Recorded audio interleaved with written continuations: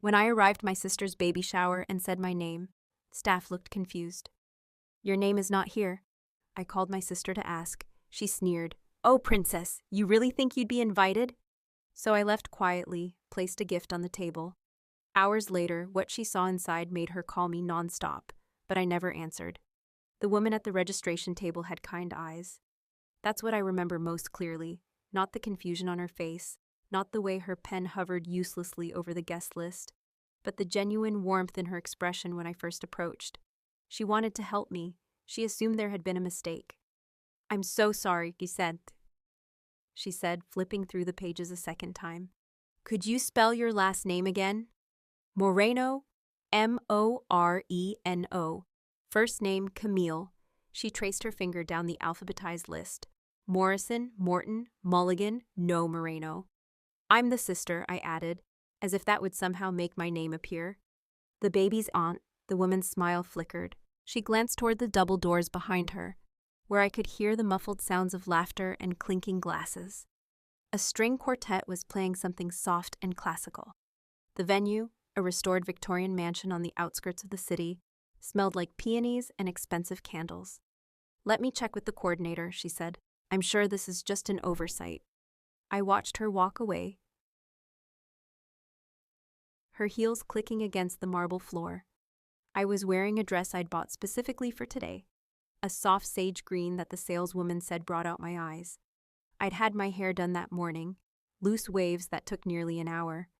I was holding a gift wrapped in pale yellow paper with a hand-tied ribbon, something I'd spent weeks choosing. A handmade baby quilt commissioned from an artisan in Vermont, each square embroidered with images from the children's books our grandmother used to read to us. The Wild Things, Goodnight Moon, The Runaway Bunny. The woman returned with a younger woman in a headset, the coordinator presumably, and they conferred in low voices while I stood there, clutching my gift like a shield.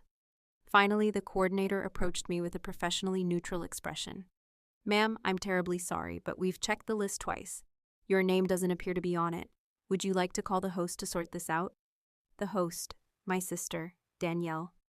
"Yes," I said. "I'll call her." I stepped away from the table toward the grand foyer where an enormous floral arrangement dominated a marble pedestal. White roses, hydrangeas, cascading orchids. I could see through the windows that the gardens were decorated too. White tents, bistro lights, guests in summer dresses milling about with champagne flutes. It looked like a wedding, not a baby shower. But that was Danielle.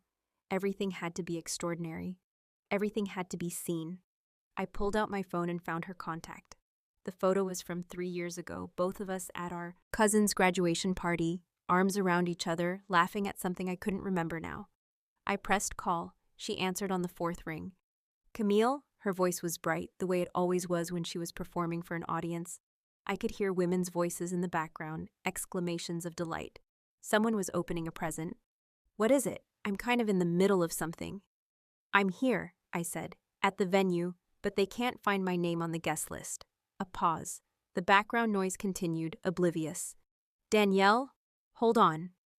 Her voice grew muffled, as though she'd pressed the phone against her chest. I heard her say something to someone nearby, then a door closing. When she came back, the sounds of the party had disappeared. She was somewhere quiet now, private. "You're here?" she said. Her tone had changed. The brightness was gone. "Yes, I drove 2 hours. I told you I was coming. I sent the RSVP card back in March." "Camille," she sighed, the way our mother used to sigh when I'd done something disappointing. "I thought you understood." "Understood what?" "That you weren't invited." The words landed somewhere in the center of my chest, not my heart, lower in that hollow space beneath the ribs where panic lives. I pressed my free hand against the wall to steady myself. "What are you talking about? You sent me an invitation." "No, I didn't. Mom sent you the details because she felt guilty, but I specifically told her you weren't on the list. I thought she made that clear." Mom had called me in early March, 2 weeks after the invitation had arrived at her house instead of mine. She'd given me the date, the time, the location. She'd mentioned the registry, told me the theme was Storybook Garden, suggested I wear something floral. She'd said, "Danielle would love to see you, sweetheart." It's been too long. She'd never said anything about me not being invited. So this is what? A mistake? It's not a mistake, Danielle's voice hardened slightly. I made a decision. This is my day, Camille, my baby, my celebration, and I get to decide who I want to share it with. And you don't want to share it with your sister. Oh, don't start with the victim routine. You know exactly why I feel this way. I didn't actually, or rather, I knew Danielle's version of why. A version that had been revised and expanded over the years until it barely resembled reality anymore. In her telling, I was the jealous younger sister who had sabotaged her at every turn. I had stolen attention at her wedding by announcing my engagement. I hadn't announced anything. Someone had noticed my ring and asked. I had tried to upstage her when she got her first promotion by casually mentioning my own career success. I had congratulated her, and she had asked what I was working on, so I told her. I had been cold and unsupportive during her difficult fertility journey.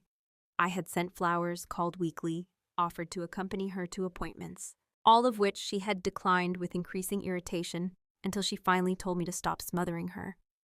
In Danielle's mind, I was the obstacle between her and the perfect life she deserved, the shadow that made her light less bright.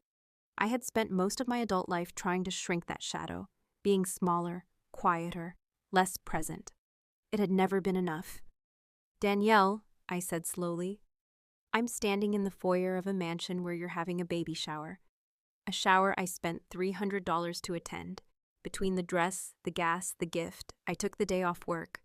I told my friends I couldn't come to Sarah's birthday lunch because my sister needed me. And you're telling me you purposely didn't invite me? Oh, princess. The word dripped with something I couldn't quite name. Contempt? Satisfaction? You really thought you'd be invited? After everything? Princess. That was what our father had called me when I was small, before he left, before he remarried, before he started a new family in Colorado, and slowly forgot that Danielle and I existed. She had always hated that nickname. Hated that I was his favorite before he stopped being anyone's father at all. As if his abandonment had been easier for me simply because he'd once given me a pet name. What is everything, Danielle? Specifically, tell me what I've done that warrants being humiliated like this. You really want to do this now? On my baby shower day? You're the one who excluded me from it. I think I deserve an explanation. Another sigh. Fine.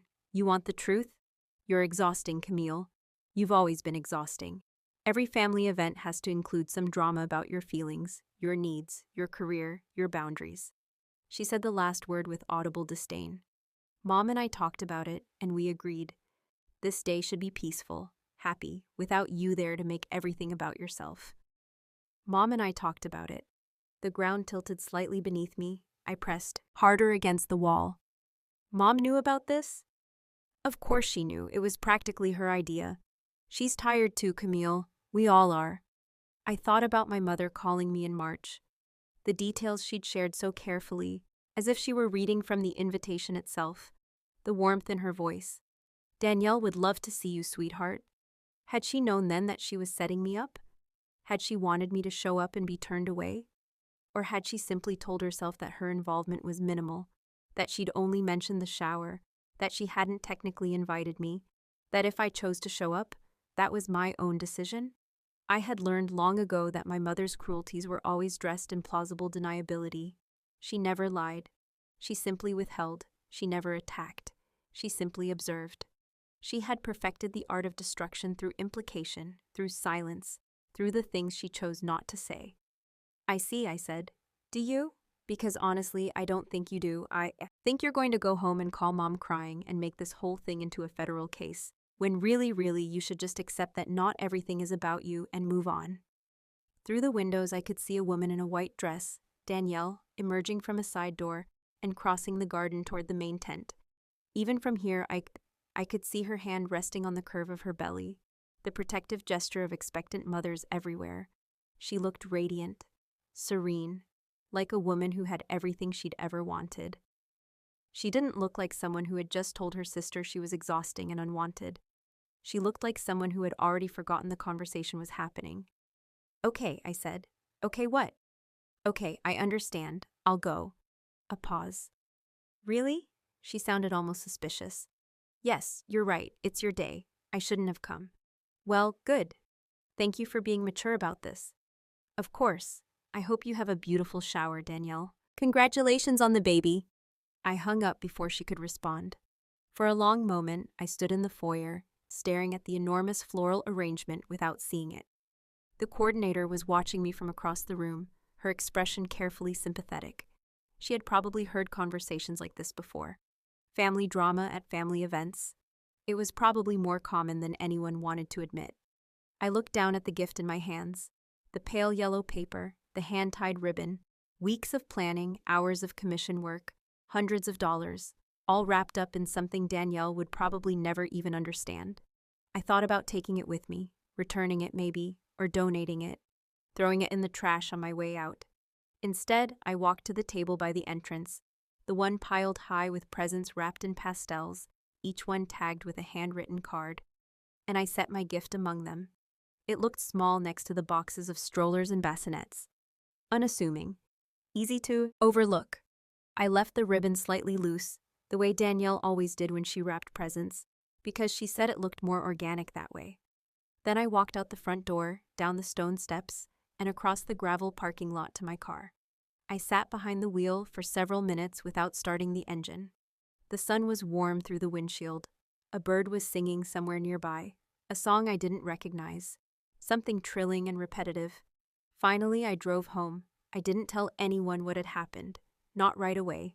I went home to my apartment, took off the sage green dress, and put on the old sweatpants I'd owned since college.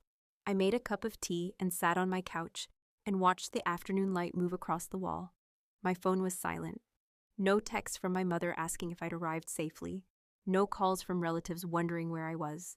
No messages from Danielle saying she was sorry, that she'd changed her mind, that of course I should come back.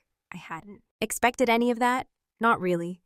But the absence of it still felt like a small confirmation, a quiet proof of something I had suspected for years, but had never quite allowed myself to believe. I was not a priority. I was not essential. I was, as Danielle had said, exhausting. And the easiest solution was simply not to include me at all. Around 5 o'clock, I called my friend Sarah. "Hey, how was the shower? I thought you'd be there until at least 7. I left early. Everything okay? Can I come over?" 30 minutes later, I was sitting in Sarah's kitchen, watching her pour wine into 2 glasses while I explained what had happened. She listened without interrupting, her expression growing darker with each detail. "Wait," she said when I finished. "Your mom told you to come, knowing you weren't invited?" She gave me all the details, the date, the time, the venue. She even suggested what to wear. "And then let you drive 2 hours to be turned away at the door." "Yes, Sarah." Set down the wine bottle with unnecessary force. "Camille, that's not just exclusion. That's deliberate. That's designed to hurt you." I knew she was right. I had known it since the moment Danielle said Mom and I talked about it. But hearing someone else say it out loud made it more real, more solid. "I left my gift," I said. "You what?" "On the table with all the other presents. I left it there." Sarah stared at me. "Why?" I took a sip of wine and considered the question. At the time, leaving the gift had felt instinctive. Less a decision than an absence of decision. I couldn't quite articulate why. "Because I made it for the baby," I said finally. "Not for Danielle, and the baby didn't do anything wrong." "Camille, I know, it's probably stupid. She'll probably throw it away without even opening it." "What was it?"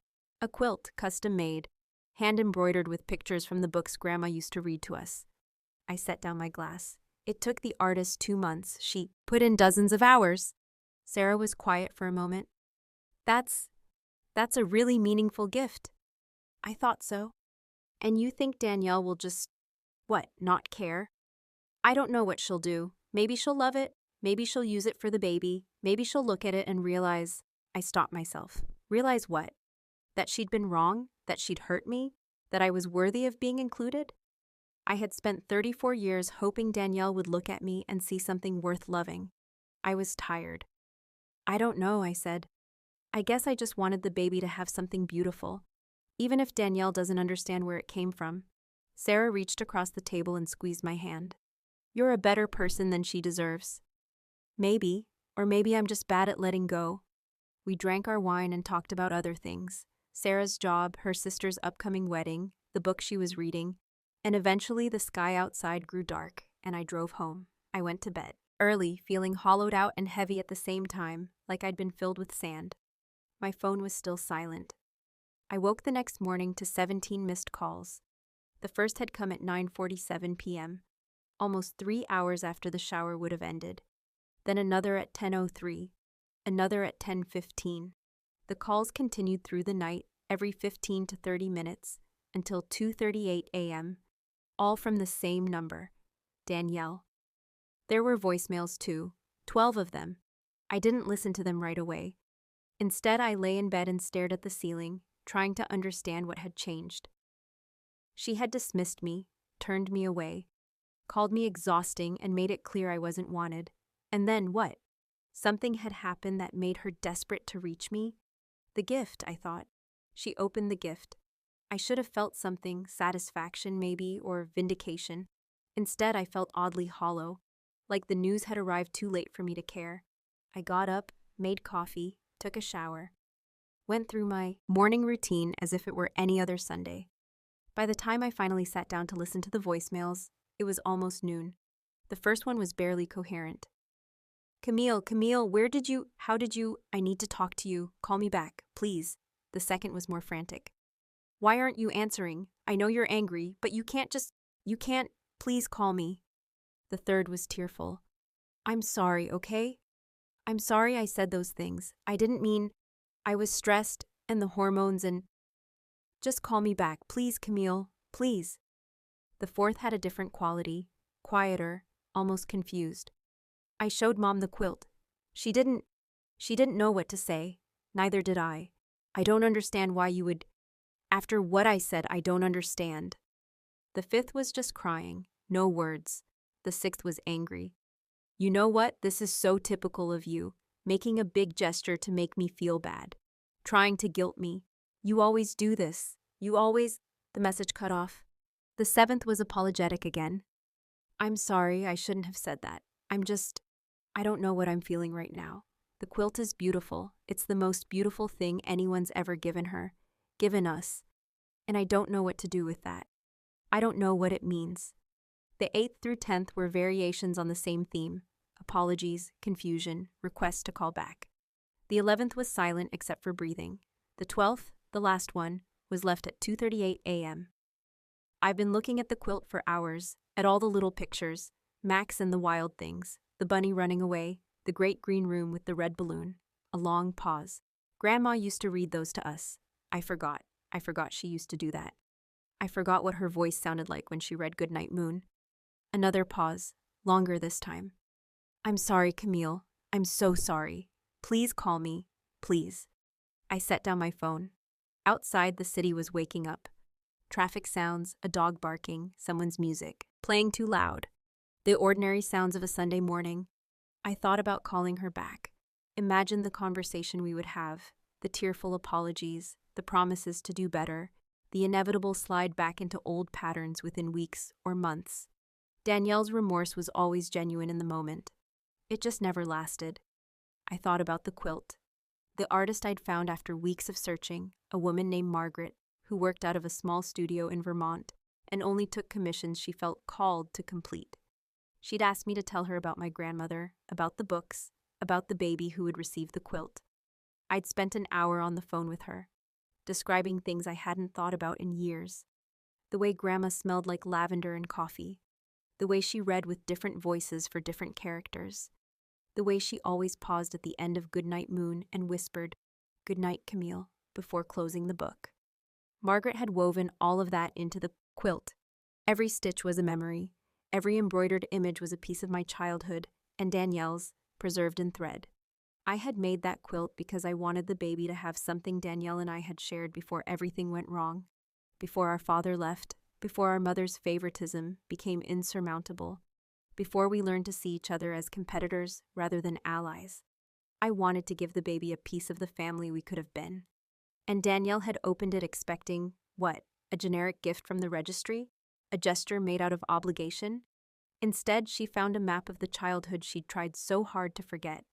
A reminder that once, long ago, we had been two little girls sitting on Grandma's lap, listening to stories about runaway bunnies and great green rooms. I understood why she was calling. The quilt had cracked something open in her. But I also understood that cracks don't stay open forever. They heal, or they get covered over, and eventually the thing that caused them is forgotten. I didn't call her back. The phone calls continued for 3 days. Sometimes it was Danielle, sometimes it was my mother. Once it was my cousin Rachel, who left a message saying she'd heard there was some kind of situation and wanted to check in. I didn't respond to any of them. It wasn't punishment, not exactly. I wasn't trying to hurt Danielle by ignoring her. I was trying to figure out what I actually wanted. For years, I had operated under the assumption that reconciliation was the goal, that if I could just find the right words, make the right gesture, be patient enough and forgiving enough, eventually Danielle and I would find our way back to each other. The quilt was supposed to be part of that, a bridge, a peace offering, a reminder of what we had in common. But lying in my apartment, listening to her voicemails accumulate, I realized I was exhausted. Not exhausting, exhausted. There's a difference. Danielle saw me as someone who demanded too much, who made everything difficult. But the truth was, I had spent most of my life demanding almost nothing. I had absorbed insults and exclusions and casual cruelties for decades, always telling myself that family was supposed to be hard, that love meant acceptance, that the right thing to do was keep trying. I had kept trying. And here I was, standing in the foyer of a mansion, being told my name wasn't on the list. On the 4th day, my mother came to my apartment. I knew it was her before I opened the door. She knocked the way she always knocked. 3 quick raps, a pause, then 2 more. I had heard that rhythm my entire life. I considered not answering, but my car was in the lot, and the lights were on, and she would know I was home. She would wait. She was good at waiting. I opened the door. Camille. She looked older than I remembered, thinner, more drawn. Her hair was pulled back in the severe bun she'd worn for as long as I could remember. She was dressed, impeccably as always, in tailored slacks and a silk blouse. "May I come in?" "If you want." She stepped inside and looked around my apartment with the faintly disapproving expression she reserved for spaces that weren't hers. Too small, too cluttered, too much of my personality on display, and not enough attention paid to appearances. "I've been calling," she said. "I know." "You haven't answered." "I know." She turned to face me. "Danielle told me what happened at the shower." "Did she tell you her version or what actually happened?" "She told me she said some hurtful things, that you left your gift and drove home, that the gift was," she paused, searching for the word, "extraordinary." "Danielle called it extraordinary." "I did." Danielle couldn't stop crying long enough to describe it properly. She showed it to me that night, the quilt. My mother's voice wavered slightly. "The pictures, the books, I recognized all of them. My mother used to read them to the girls when they were small. I remember." "Do you?" She looked at me strangely. "I wasn't sure you would. You were so young." "I was 5 when Grandma died, old enough to remember." My mother was quiet for a moment. She moved to the window and looked out at the parking lot, her back to me. "Your grandmother loved both of you equally. She always said that, but she had a special way with you. You were so imaginative, so eager to disappear into stories. Danielle was more practical, even then. She wanted to know how things worked. You wanted to know how they felt." "Mom, I've made mistakes." She said it quickly, like ripping off a bandage. "With you, with both of you, I told myself I was keeping the peace, managing the family, doing what needed to be done. But I think sometimes I made things worse. You told me about the shower, you gave me all the details, you let me think I was invited." "Yes." "Why?" She turned from the window, her face was composed, but I could see the effort it took. "Because I thought Danielle was wrong to exclude you. I thought if you showed up, she would realize it too, that she would see you and remember that you're her sister and feel ashamed of what she'd done. That's not what happened. No, it's not. She had me turned away at the door, Mom, in front of the staff, in front of everyone. She told me I was exhausting. She told me you'd agreed I should be excluded." "I know. You let her think that you were on her side?" "I was trying to—" She stopped, started again. "Danielle has always needed more reassurance, more validation. I've always given it to her because she asked for it. You never asked. I thought that meant you didn't need it. Everyone needs it. I know that now." She pressed her hand to her mouth, a gesture I'd seen her make 1,000 times when she was trying not to cry. "I know that now. The quilt, when I saw it, I understood. How much you've been paying attention all these years, how much you've been holding onto. And I realized that I had been so focused on Danielle's needs that I forgot you had them too. I didn't know what to say. My mother had never apologized to me for anything. Not directly, not without qualifications or explanations. This was new territory. I'm not looking for an apology, I said finally. What are you looking for? I don't know. It was the truth. I think I need to figure that out. My mother nodded slowly. Danielle wants to see you. She's not doing well. She can't stop looking at the quilt. She says it's haunting her. Haunting her? Her word, not mine. A pause. She says she can't remember the last time someone gave her something that meant something. That wasn't just a thing, a purchase. She says looking at the quilt is like looking at a version of herself she forgot existed. I thought about Danielle at 4 years old, curled up next to me on Grandma's couch while Grandma read Where the Wild Things Are. The way she used to roar along with Macca, the way she used to insist that the wild things weren't scary, they were just lonely. They need Max to love them, she would say. That's why they made him their king. I need time, I said. How much time? I don't know, however much it takes. My mother looked at me for a long moment. Then she picked up her purse from where she'd set it on the kitchen counter and walked to the door. I'm sorry, she said, for all of it, for letting you think you were invited, for not standing up for you more, for everything. Thank you. She opened the door, paused. The quilt really is extraordinary, Camille. You should be proud of it. I am. She left. I stood in my empty apartment and listened to her footsteps fade down the hallway, the click of the stairwell door, the muffled sound of a car engine starting, then silence. 2 weeks passed. I went back to work.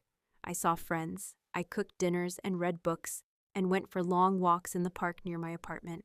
I answered emails and paid bills and did all the ordinary things that fill up an ordinary life. I did not call Danielle. She continued to call me, less frequently now, maybe once a day, but I let every call go to voicemail. Her messages had changed in tone, less desperate, more resigned. She still wanted to talk. She still apologized. But there was a quietness to her now, a weariness that I recognized because I felt it too. 3 weeks after the shower, I was walking through the craft market downtown when I passed a booth selling handmade baby items. Soft blankets, knitted hats, embroidered bibs. I stopped to look, and the woman running the booth smiled at me. Looking for a gift? No, I said, just looking. But I wasn't just looking. I was thinking about Danielle's baby, my niece or nephew, I didn't even know which, who would be born in a few months, a baby who would grow up with my quilt, or without it, who would be told stories about their family or not, who would learn that their aunt was someone who mattered or someone who wasn't around. I thought about what my mother had said. You never asked. I thought that meant you didn't need it. I had spent so much of my life not asking.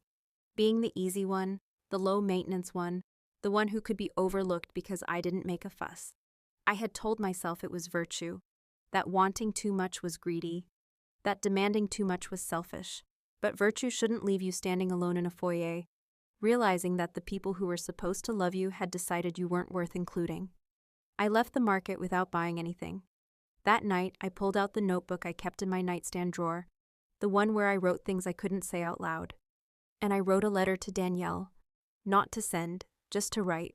Dear Danielle, I don't know how to forgive you for the shower, not yet, maybe not ever, but I want you to know something. When I commissioned that quilt, I wasn't thinking about us, about our fights, our history, the years of hurt feelings and misunderstandings. I was thinking about 2 little girls on Grandma's couch. I was thinking about how the world felt bigger when we were together, how nothing was scary because you were there. I made that quilt because I wanted your baby to know that version of us existed, that once, before everything got complicated, we were just 2 sisters who loved the same stories. I don't know how to get back there. I don't know if it's possible, but I want you to know that's why I did it. Not to make you feel guilty, not to prove anything, just to give your child a piece of something beautiful. That's all I have to say. Camille, I closed the notebook and put it back in the drawer. The call came on a Thursday, 4 weeks after the shower.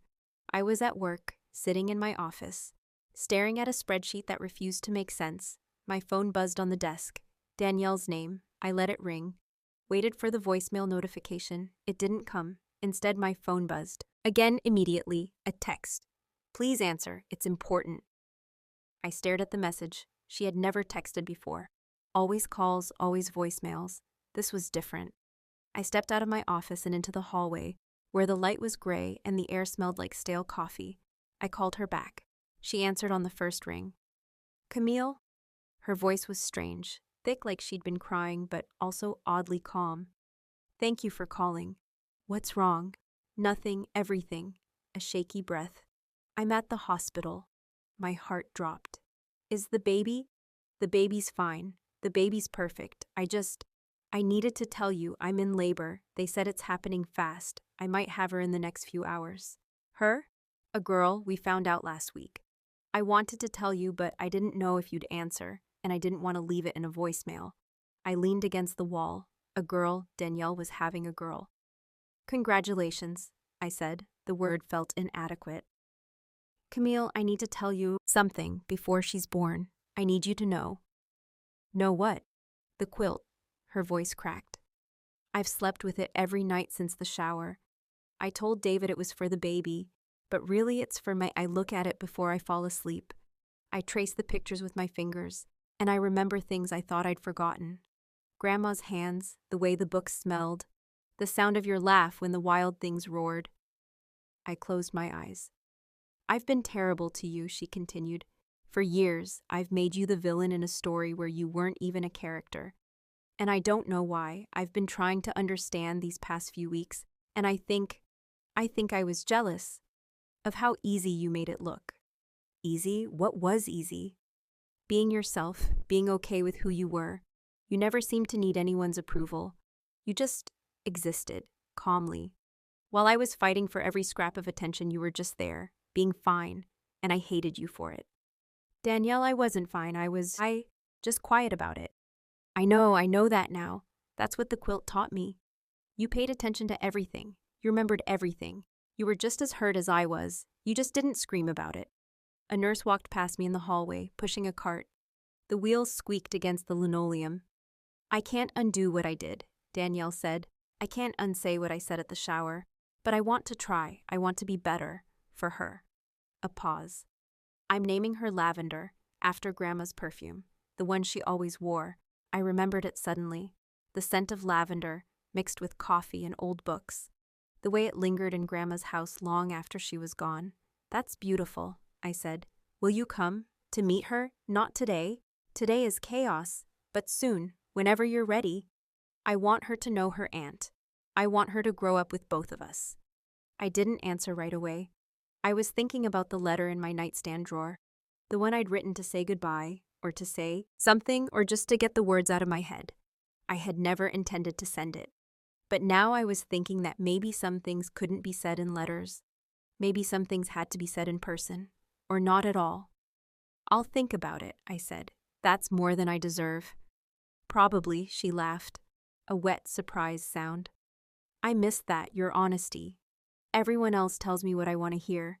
You always told me the truth. Someone has to. Yeah, a pause. I should go, they're checking my dilation again. Good luck, I said, with all of it. Camille? Yeah? Thank you for the quilt. Thank you for remembering. She hung up. I stood in the hallway for a long time after that, phone in my hand, staring at nothing. The gray light, the stale coffee smell, the squeak of cartwheels somewhere down the corridor. Then I went back to my office and finished my spreadsheet. And when I got home that night, I pulled out my notebook and I tore out the letter I'd written. I held it over the trash can for a moment, watching the pages flutter. Then I put it back in the drawer, not because I was saving it, but because I wasn't ready to let go of it yet. Some things need time before they can be released. Some wounds need to breathe before they can heal.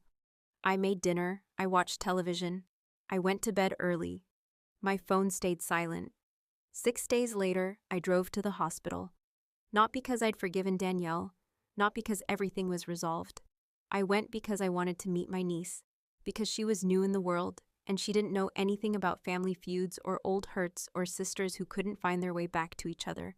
She was just a baby, small and perfect, and she deserved to be welcomed.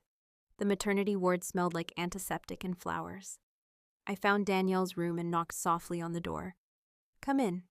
She was sitting up in the hospital bed, wearing a pale blue gown, her hair loose around her shoulders. She looked exhausted and radiant at the same time, the way new mothers always look, like they've crossed some invisible threshold and can never go back.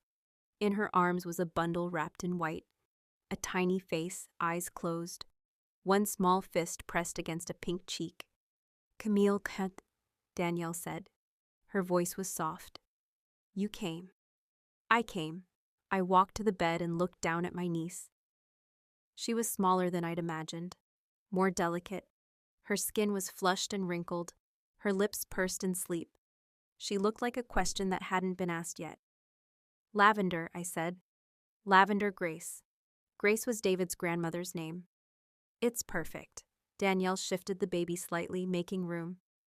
"Do you want to hold her?" I hesitated. This felt like a threshold too, something I couldn't uncross. But Lavender was already being transferred into my arms, warm and impossibly light, and then it was done. I was holding my niece. She stirred. Her eyes opened briefly, dark blue, unfocused, and then closed again. Her fist relaxed against my chest. "She likes you," Danielle said. "She doesn't even know who I am." "She will." I looked up. Danielle was watching us with an expression I couldn't quite read. Hopeful, maybe, or scared. "I'm not promising anything," I said. "I know. I'm still angry, about the shower, about a lot of things. I know. But I want to know her. I want her to have—" I stopped. The quilt, the books, the memories of what we used to be. "I want her to have options, to know both of us, to decide for herself what kind of family she wants." "That's fair." Lavender made a small sound, not quite a cry, more like a sigh, and nestled closer.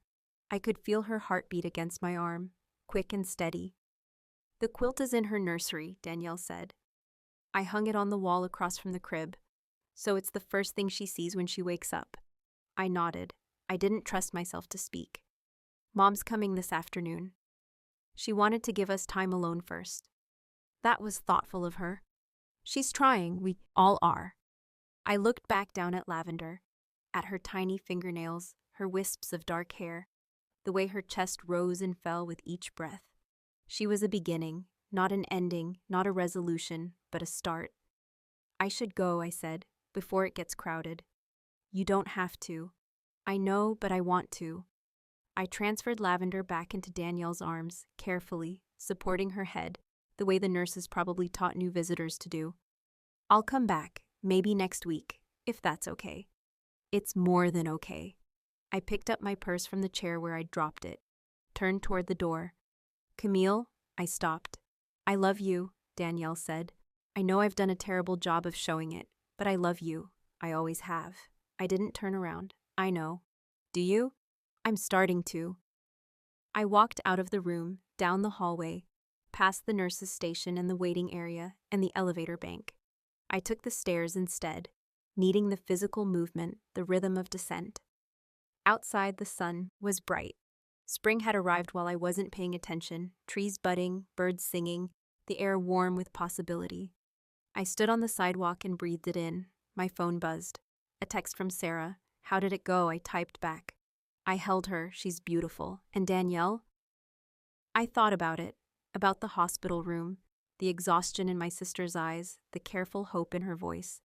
About 15 years of fighting and 5 weeks of silence and one impossibly small baby wrapped in white. "We're working on it," I wrote. I put my phone away and walked to my car. The drive home was quiet. No music, no podcasts, just the hum of the engine and the rush of wind through the cracked window. I thought about Grandma's house, long since sold to strangers. About the books that had been divided up after she died, most of them lost now to garage sales and donations. About the things that disappear if no one makes an effort to remember them. When I got home, I went to my nightstand and pulled out the letter. I read it one more time, the words I'd written in the dark, trying to explain something that couldn't quite be explained.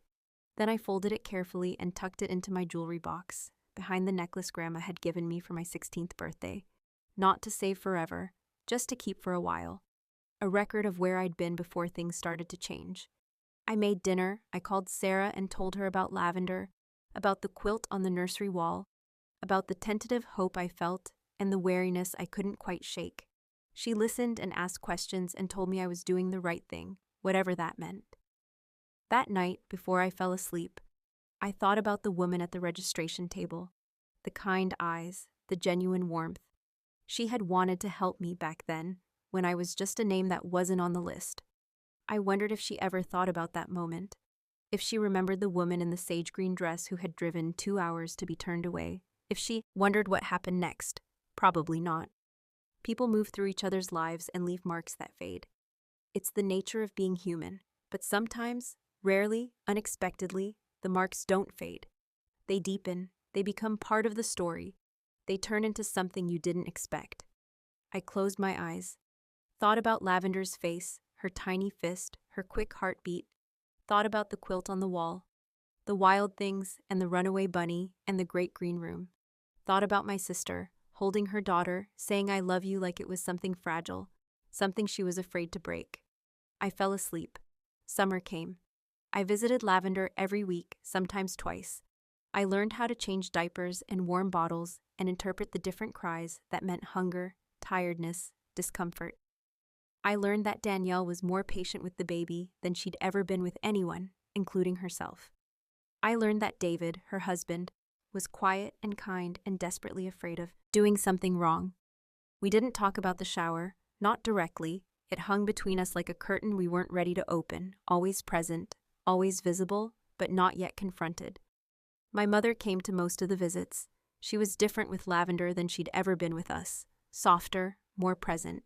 She sang lullabies I'd never heard before. She told stories about her own mother, about growing up on a farm in Wisconsin, about things she'd never shared when Danielle and I were children. I listened without comment, absorbing, filing away. One afternoon in late July, Danielle and I were sitting on her back patio while Lavender napped inside. The baby monitor crackled softly between us, picking up the rhythm of her breathing. I've been thinking about the shower, Danielle said. I tensed. Okay. Not to rehash it, just to try to explain. You don't have to explain. I think I do. She picked at a loose thread on her sundress. I was so scared back then, about the baby, about becoming a mother, about whether I was going to be any good at it. And when I'm scared, I get mean. I push people away before they can disappoint me. It's not an excuse, it's just the pattern. I know. Do you? I've known you for 34 years, Danielle. I know your patterns. She smiled faintly. I suppose you do. A pause. I told myself I didn't want you there because you'd make it about yourself. But the truth is, I was afraid you'd be better at it than me. The shower, the motherhood, the whole thing. You're always so calm, so put together. I was afraid you'd show up and everyone would see the difference. The difference between what? Between who I am and who I pretend to be. The baby monitor crackled. Lavender sighed in her sleep. I'm not as put together as you think, I said. I just learned to be quiet about the mess. I know, that's what the quilt taught me. She turned to look at me directly. You poured so much into that thing. So much attention, so much memory, and I realized, you do that with everything. You just don't show it. All those years I thought you didn't care. You were caring more than anyone. You just didn't need the whole world to see it. I didn't know what to say. The honesty felt dangerous, like standing too close to the edge of something high. I want to be better, Danielle continued. Not just with Lavender, with you, with Mom, with everyone. I want to stop being the person who pushes everyone away. That's a big project. I know, I'm in therapy now, twice a week. Really? Really, David suggested it after the shower. He said watching me unravel over that quilt was the scariest thing he'd ever seen. He said I needed to figure out why I couldn't accept love without destroying it first. I thought about the voicemails, the crying, the anger, the desperation, all because I had given her something beautiful and she didn't know how to hold it. How's it going? Slowly, painfully. She laughed without humor. My therapist says I have attachment issues. As if that explains anything. As if giving it a name makes it easier to fix. Does it help at all? Sometimes, mostly it just makes me aware of how much I've messed up. She looked at me. I messed up with you, for years. decades, and I don't know how to fix it, but I want to try. I know. Can you tell me what you need from me to make this better? I considered the question. What did I need? Not an apology. She'd given that already multiple times. Not an explanation. She'd offered one today. Not promises. Those were easy to make and easier to break. Time fafatan, I said finally. Consistency. I need to see that this change is real, not just a reaction to the quilt or the baby or the guilt. I need you to show up, over and over, without expecting immediate forgiveness. Can you do that? I can try. That's all I'm asking. The baby monitor crackled again, a small cry, quickly subsiding. Danielle tilted her head, listening. She's fine, she said, just dreaming. What do babies dream about? I have no idea. Maybe the womb, maybe nothing, maybe everything. We sat in silence for a while, watching the summer light move across the garden. Bees hummed in the flowers. A bird sang somewhere nearby. Thank you for coming, Danielle said eventually. Every week, even when you were still angry, Faatal. I came for Lavender. I know, but you stayed for me too. At least a little. I didn't deny it. Fall. Lavender grew. She learned to track faces with her eyes, to grasp toys with her fists, to smile at the sound of familiar voices. She especially loved the mobile Danielle had hung over her crib, spinning butterflies in lavender and gold. I bought her first books. Board versions of the ones Grandma used to read to us, sturdy pages that could survive being chewed and drooled on. Danielle read them to her every night before bed, in the room with the quilt on the wall. One evening, I arrived for a visit and found Danielle crying in the living room. David was in the kitchen with the baby, feeding her a bottle. What happened? I asked. Danielle looked up. Her face was splotchy, her eyes red. Mom called. And? She apologized, officially, for the shower, for telling me details and letting me think. She stopped, pressed her hands to her face. She said she'd been protecting me my whole life from things that didn't need protecting. She said she'd made me weak by always taking my side. She said she was sorry. I sat down next to her on the couch.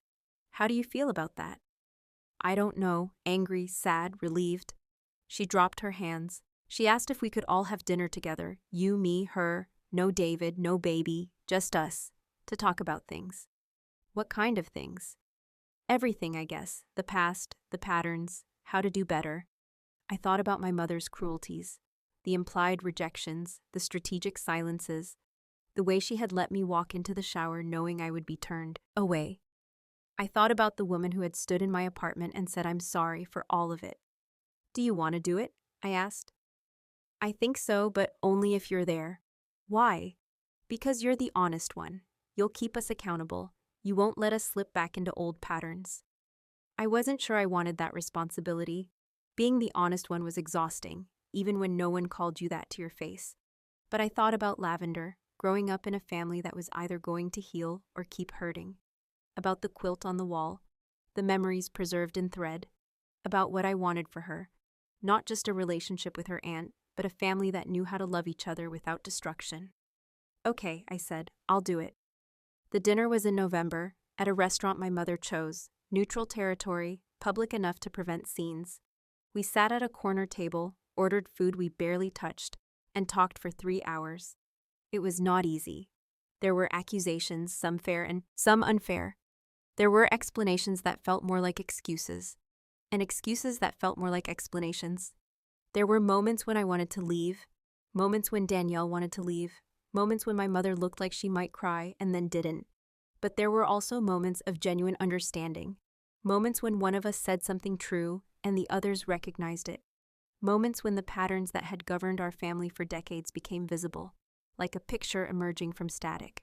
My mother had favored Danielle because Danielle asked for it, and because my mother had been raised to believe that attention was a zero-sum game. There wasn't enough love to go around, so she gave it to whoever demanded it most. Danielle had treated me as competition because she believed she was only as valuable as her achievements, and my quiet competence made her feel inadequate by comparison.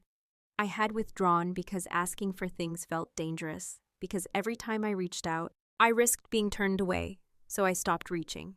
We had all been operating under the same scarcity, the belief that love was limited, that attention was finite, that one person's needs diminished another's, and we had all been wrong. By the end of the dinner, nothing was resolved, but something had shifted. The curtain we'd been avoiding was finally open, and we could see what was behind it. Not monsters, just scared people who didn't know how to be a family without hurting each other. We agreed to keep trying, to meet once a month, just the three of us, and keep talking, to call each other out when we fell into old patterns, to give each other the benefit of the doubt. It wasn't forgiveness. It was something more tentative, a decision to remain in relationship, despite everything. I drove home that night feeling hollowed out and strangely hopeful. The November air was cold through the cracked window. The stars were bright above the highway. When I got home, I pulled out the letter from my jewelry box, the one I'd written after the shower, the one I'd almost thrown away. I read it one more time. Then I lit a candle, held the pages over the flame, and watched them curl into ash. Some things need to be released to make room for what comes next. Winter, Lavender's first Christmas. She was 6 months old and fascinated by the lights on the tree, the rustle of wrapping paper, the sounds of carols playing from the speaker. Danielle and David hosted. I came early to help cook. My mother arrived with presents and a store-bought pie she pretended she had made herself. It was not a perfect day. There were tense moments, a comment from my mother that landed wrong, a flash of Danielle's old defensiveness, a silence that stretched too long, but we got through it. We apologized when we needed to. We moved on. After dinner, Danielle asked if I would read Lavender a bedtime story. Me? You, please. I carried Lavender up to the nursery and settled into the rocking chair with her on my lap. The quilt was on the wall, glowing softly in the lamplight. The wild things roared silently from their embroidered square. The bunny ran away, forever returning. I picked up Goodnight Moon, the board book version I had bought her, and began to read. In the great green room, there was a telephone and a red balloon. Lavender watched my face as I read. Her eyes were wide, her mouth slightly open. She didn't understand the words, not yet, but she understood the rhythm, the cadence, the feeling of being held while someone spoke softly. Good night, stars, good night, air, good night, noises everywhere. I closed the book. Lavender blinked up at me, then yawned hugely. Good night, Lavender, I whispered. I lowered her into the crib, adjusted her blanket, watched her eyes drift closed. The mobile turned slowly above her, butterflies in lavender and gold. When I came back downstairs, Danielle was waiting at the bottom of the stairs. Thank you, she said. For what? For reading to her, for being here, for all of it. It's what aunts do. It's what you do. It's who you are. I didn't know what to say to that. I had spent so long thinking of myself as the forgotten one, the overlooked one, the sister who wasn't worth including. It was strange to be seen. I should go, I said. It's late. Will you come for New Year's? We're having a small thing. I'll be there. I got my coat, said goodbye to David and my mother, walked out to my car. The night was cold and clear. Snow had begun to fall. Light flakes, barely visible, dissolving as soon as they touched the ground. I sat in the driver's seat and watched them fall. Thought about the year that was ending and the year that was beginning. About the baby upstairs, asleep under butterflies. About the quilt on the wall, preserving memories neither of us wanted to lose. Thought about the woman at the registration table, all those months ago, the kind eyes, the confusion, the name that wasn't on the list. I had been erased that day, excluded, made invisible, but I was visible now. To Lavender, to Danielle, to my mother, imperfectly, but genuinely, to myself. I started the car and drove home through the falling snow. Spring again, Lavender's first birthday. I arrived at the party with a wrapped present, a set of handmade wooden blocks, each one carved with an animal from a different storybook. The house was full of children and parents, balloons and streamers, the chaos of celebration. Lavender sat in her high chair, cake smeared across her face, laughing at something only she could see. Danielle found me by the food table. You made it. Wouldn't miss it? I'm glad. She looked at the present in my hands. What did you get her? Something for when she's older? Something to grow into. You're always thinking ahead. Someone has to. She smiled, a real smile, without the edge I had learned to expect. I'm grateful for you. You know that, right? I know. I don't say it. Enough. You're getting better. We stood together, watching Lavender demolish her cake, watching David try to wipe frosting off her eyebrows, watching my mother hover nearby, ready to intervene if anything went wrong. She has your eyes, Danielle said. What? Lavender, she has your eyes, Grandma's eyes. I noticed it the other day when the light hit her face a certain way. I looked at my niece, the wild curls, the bright smile, the frosting-covered cheeks, and there, beneath it all, I saw it too, the shape of her eyes, the way they crinkled when she laughed. Grandma would have loved her, I said. She would have loved you too, if she could see who you've become. She saw me, when it mattered. She saw both of us. The party continued. Children ran and screamed and spilled things. Parents exchanged tired smiles. Lavender opened presents and didn't understand any of them, but loved the wrapping paper.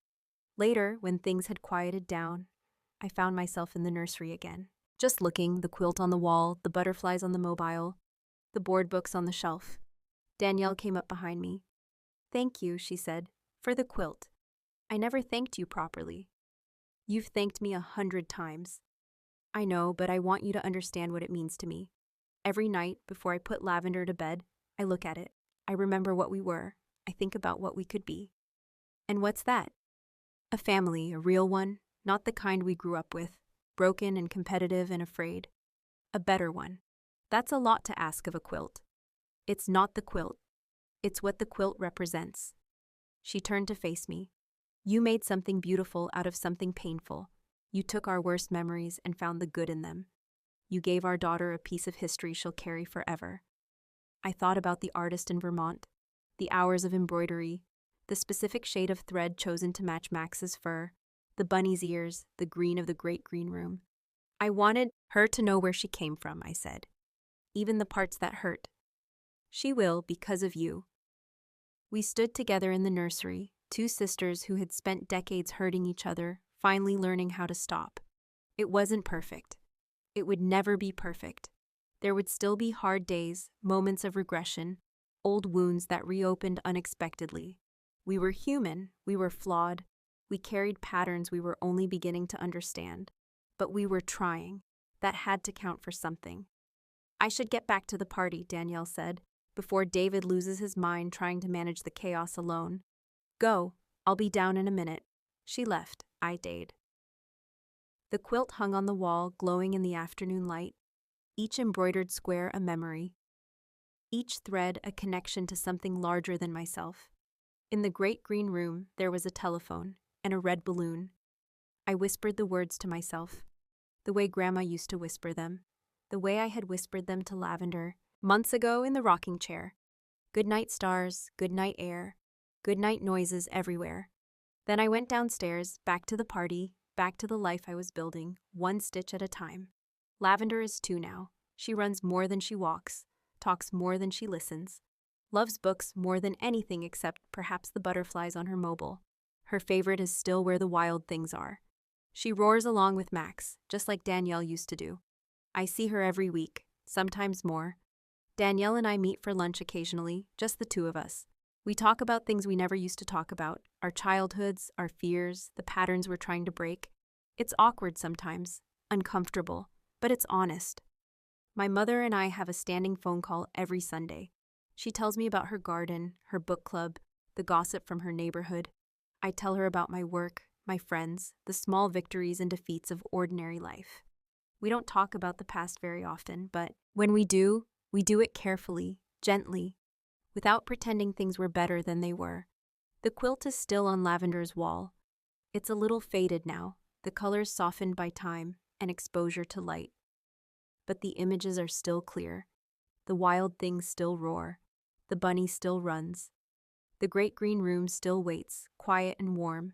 Sometimes I stand in the nursery and trace the embroidery with my fingers. The tiny stitches, the careful details, the hours of love sewn into cloth. I think about the day of the shower, the registration table, the kind eyes of the woman who wanted to help, the phone call with Danielle, the word princess spit like a curse.